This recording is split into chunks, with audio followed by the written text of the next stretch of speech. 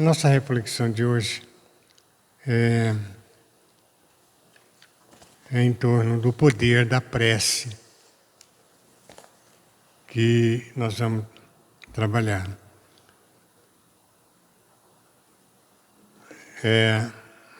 Nós pesquisamos no capítulo 18, do item 5 a 8 do Evangelho, segundo o Espiritismo, e no livro dos Espíritos, questão 659, 660 e 661. E ainda uma leitura do livro Caminho, Verdade e Vida, Esforço e Oração. No poder da prece, gente, a prece tem um poder tão grande que nós não podemos nem imaginar o poder que tem uma prece. No Evangelho, capítulo 27, itens 5 a 8, pela prece se obtém o concurso de bons espíritos que acorrem a sustentá-los em suas boas resoluções e ali inspirar-lhe as ideias sãs. Ele adquire, através da prece, desse modo, a força mental necessária para vencer as dificuldades e a volver os caminhos retos que dele, se porventura, se afaste. Então a prece é uma forma de você talvez voltar a um caminho certo, de você pedir uma bênção sobre alguma coisa que você está realizando. Então a prece, ela é uma conexão que temos com a divindade. É a forma que temos, de nós conectarmos com Deus. É um ato de adoração. Orar a Deus é pensar nele, se aproximar dele, A prece é a expressão de um sentimento que sempre alcança a Deus.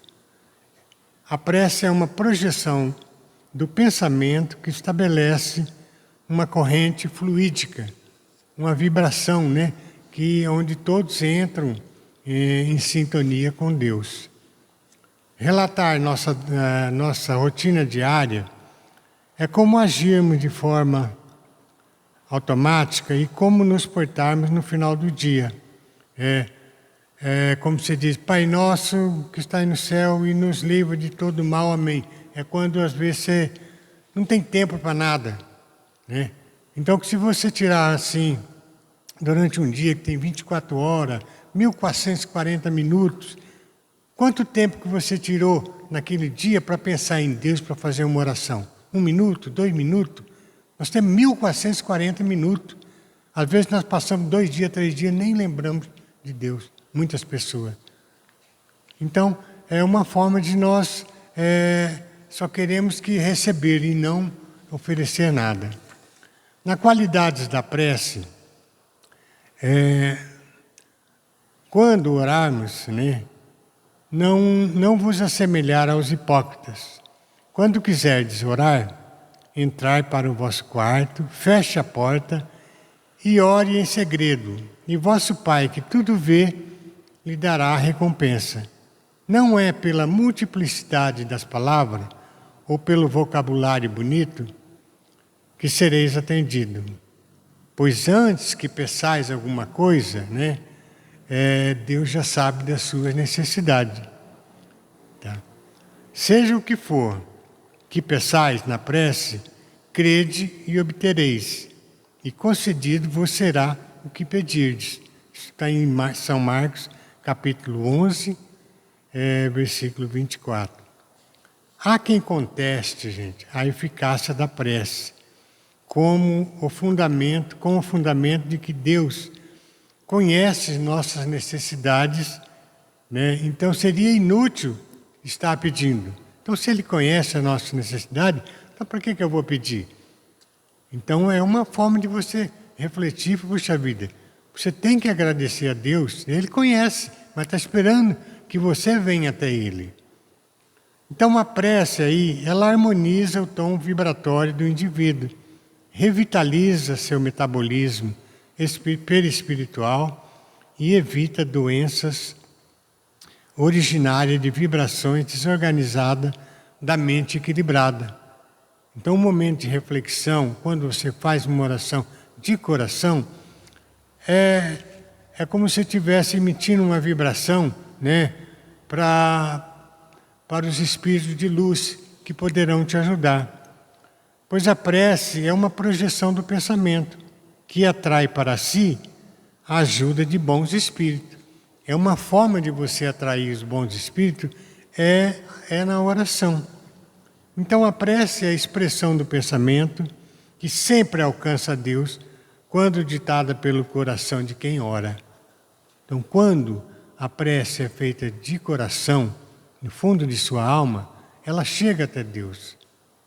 Ela tem condição de chegar. É como se fosse uma onda vibratória. Então, quando você tem a capacidade de sentir, de fazer com que a sua prece venha do coração, dentro da sua alma, ela consegue chegar até Deus. Depende de como você ora.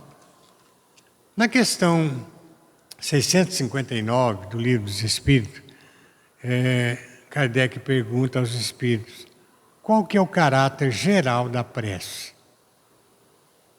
E os espíritos respondem: a prece é um ato de adoração.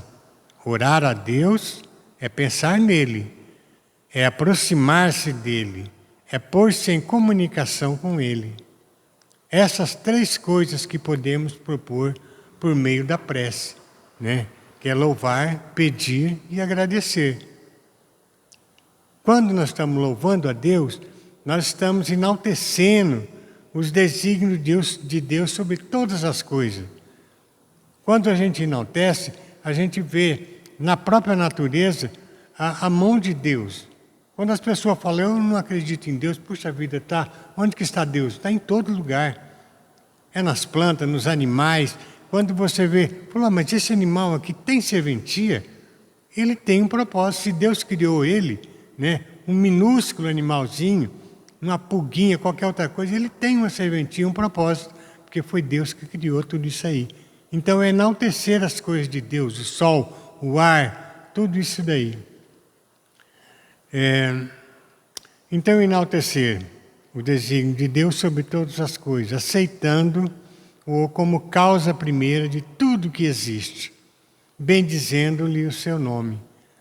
E quando pedir, é recorrer ao Pai em busca de luz, equilíbrio para nos dar força, paciência, discernimento e coragem para lutar contra as forças do mal. Então, quando a gente pede a Deus, nós pedimos luz para o nosso caminho, equilíbrio, né? Discernimento para as nossas atitudes. Então, tudo isso aí é o que nós temos pedido. Não que eu tenho que pedir, eu quero uma coisa material, quero isso, aquilo. Não, eu acho que você tem que pedir paz, harmonia no seu lar, muita luz para você decidir as coisas, né? E agradecer, gente. As três coisas, né, que nós podemos propor.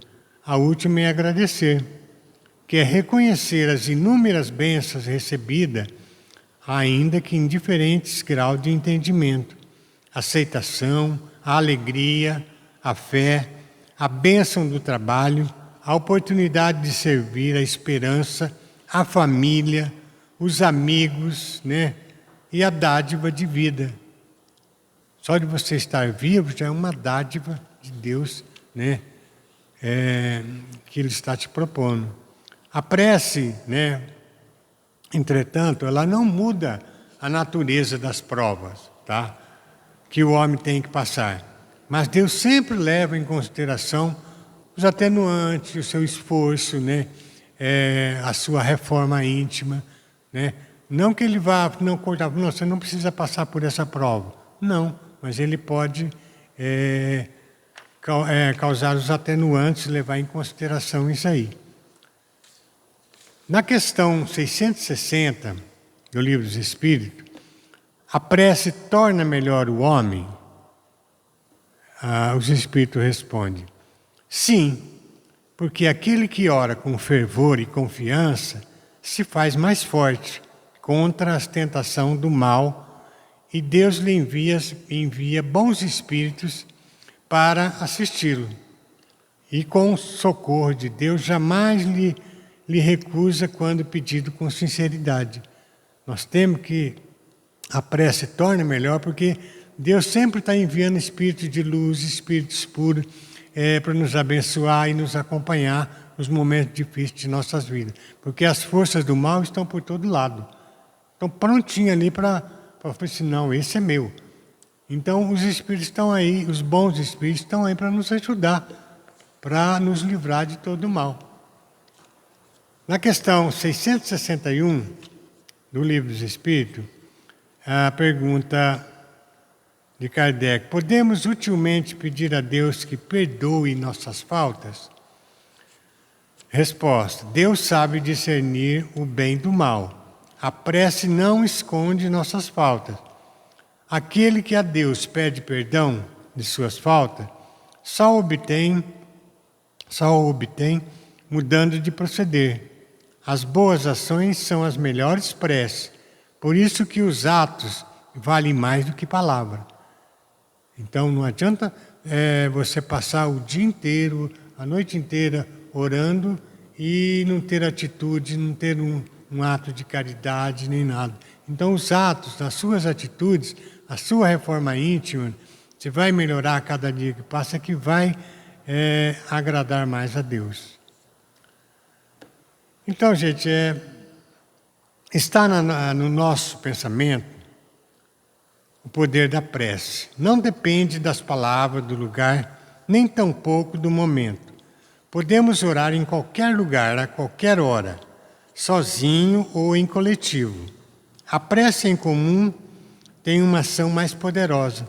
Quando você está em coletivo, orando, todo mundo orando com o mesmo objetivo, ela tem um poder muito maior, uma sintonia muito maior para que possa ser transmitida a outros. Podemos orar primeiramente por nós mesmos, por nossos familiares, pelos nossos amigos e inimigos deste mundo e do outro. Devemos orar por aqueles que sofrem e por aqueles que ninguém ora também. E Jesus,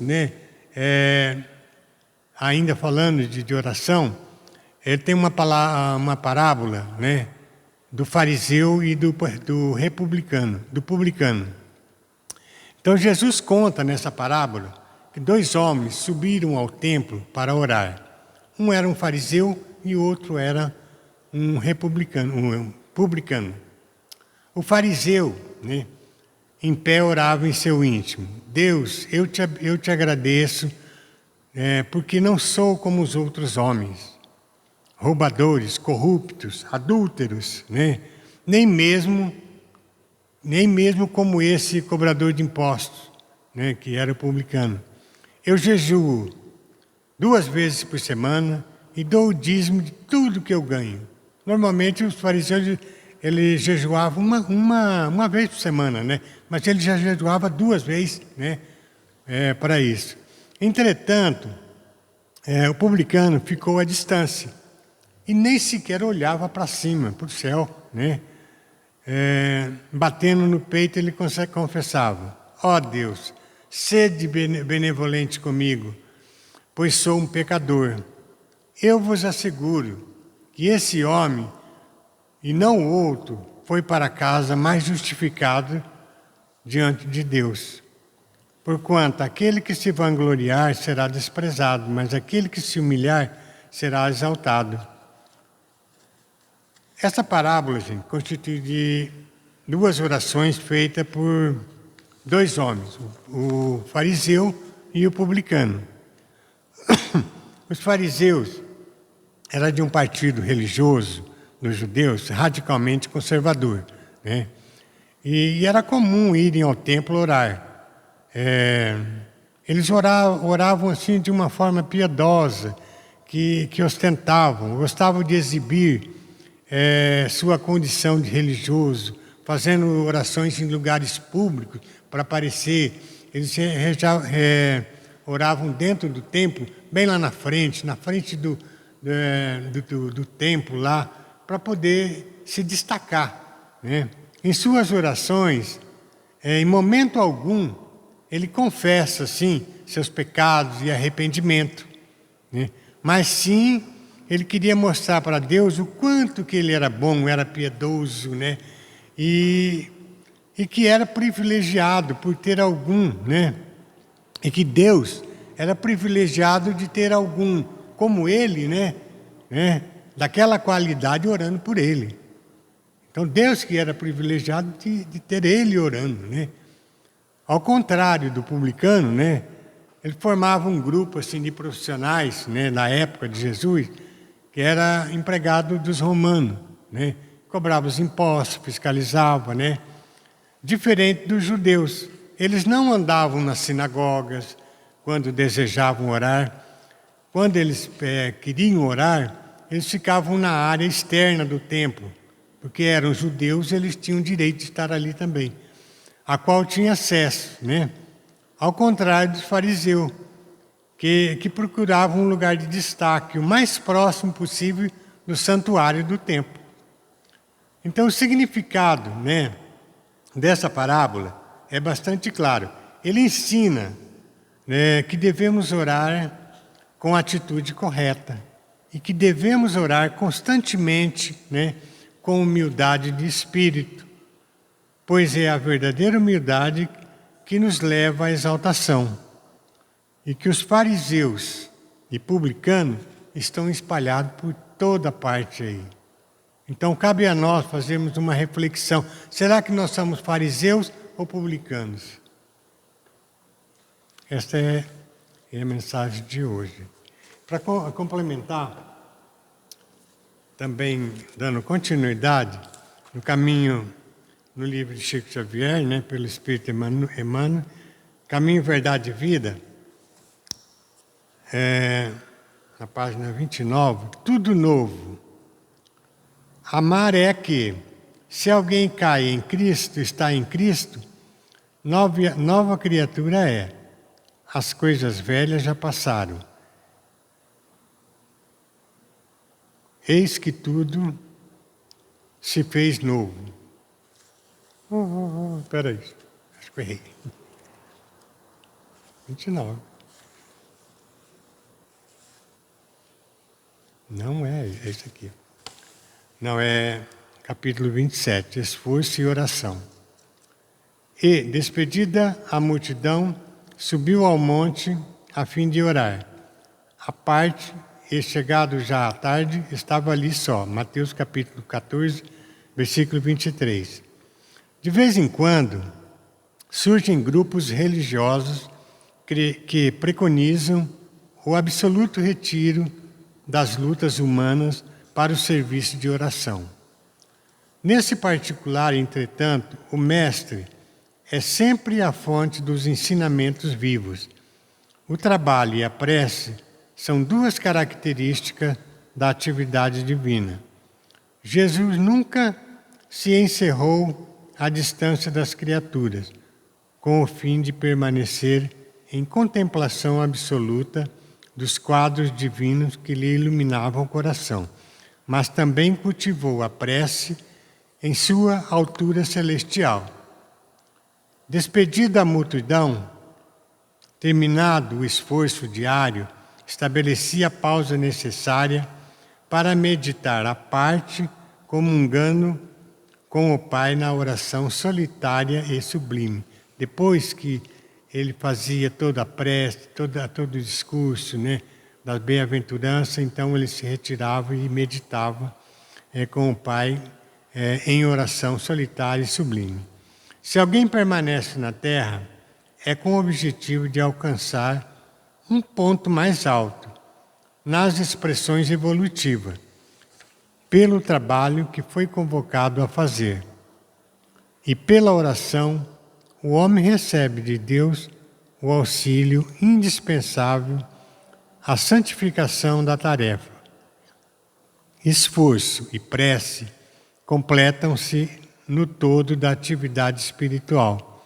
A criatura que apenas trabalhasse, sem método e sem descanso, acabaria desesperada, em horrível secura do coração. aquela que apenas se manifestasse genuflexa, de joelho, né, estaria ameaçada de sucumbir pela paralisia e ociosidade. A oração ilumina o trabalho e a ação é como um livro de luz na vida espiritualizada. Cuida de teus deveres, porque para isso permanece no mundo. Mas nunca te esqueça desse monte, localizado em teus sentimentos mais nobres, a fim de orares à parte, recordando o Senhor. Então, o trabalho e oração, gente, eles estão juntos, interligados, para que nós possamos continuar o nosso caminho cheio de luz. Obrigado, gente, por tudo. Agradecer a Deus por mais esse momento maravilhoso de estarmos aqui. E vamos, então, orar. Deus, nosso Pai, nós te agradecemos mais uma vez por estarmos aqui. E lhe pedimos, Senhor, que nos abençoe e que nos dê bastante luz e discernimento para que nós possamos continuar a nossa jornada, cheio de paz, de luz e muita tranquilidade. Que assim seja.